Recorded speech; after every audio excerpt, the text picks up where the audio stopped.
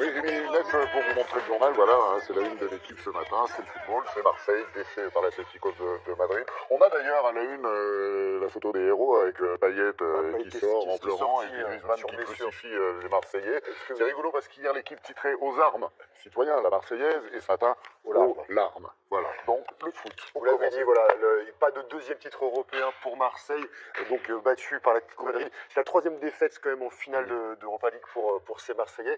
Et qui a gagné, c'est Antoine Griezmann surtout, hein, qui a marqué quand même c'est Cocorico, quoi. Cocorico. Quand il y avait un Français, vous l'avez dit, il y aura un Français en finale et il y a un Français qui gagne. C'est parti, regardez l'Atlético Madrid qui soulève ce trophée pour la troisième fois de son histoire. Et c'est pourtant Marseille qui s'est offert la première occasion.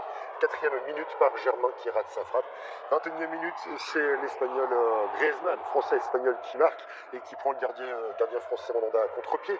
Le 5e but de ce français à la compétition. La sortie ensuite de Payet à la lumière de jeu. Coup dur pour Marseille, le capitaine blessé. Marseille qui encaisse un deuxième but dès la reprise par Antoine Griezmann, encore lui.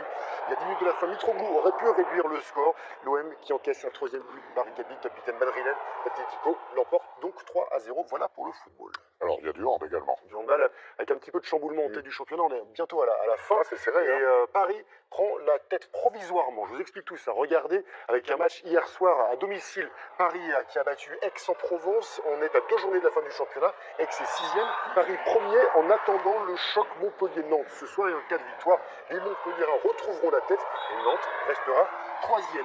Ça joue aussi chez les filles et comme l'an dernier, la finale du championnat de France opposera Metz ici en jaune à Brest. Les Lorraines ont battu hier soir Nantes 37-23 et les Messines, les leaders de la saison régulière, visent un 3e titre national consécutif, le 22e du club. Du tennis, entrée en lice réussie pour Caroline Garcia sur la terre battue romaine. La Française 7e mondiale suisse en 8e de finale après sa victoire face à l'Ambroise Babos, 38e, 6-3, 6-4. Et au prochain tour, Garcia affrontera l'Américaine Stephens qui est 10e du classement. Et les deux femmes se sont rencontrées 2 fois, elles sont à égalité, une victoire chacune. Chez les hommes, Benoît Paire a renversé l'Argentin Schwartzmann, 15e mondial, le Français est 52e.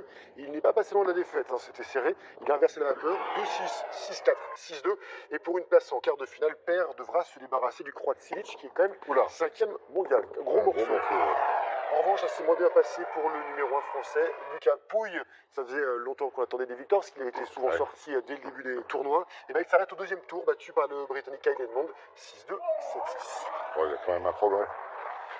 Vous avez parlé des handballeuses brestoises, il faut signaler qu'elles ont fait une belle fin de saison. Hein, Exactement. Voilà. Il y a aussi du cyclisme, parce que la saison bat son plein quand même. Hein. Le Giro et le Tour de Californie. On va commencer par les Italiens. Regardez Simon Yates qui s'adjuge son 2e succès depuis le départ. Il conforte la place du leader. Victoire en solitaire à Osimo, c'est dans la région des Marches. Yates leader, le néerlandais Tom Dumoulin, lui est arrivé 2e hier, 2e du général. Il est devant le français Thibaut Pinot. Et ça, c'est le Tour de Californie. 4e étape cette nuit contre la montre de 34 km autour de San José. Victoire de l'américain TJ Van Garderen. Et il a été vainqueur en 2013 et il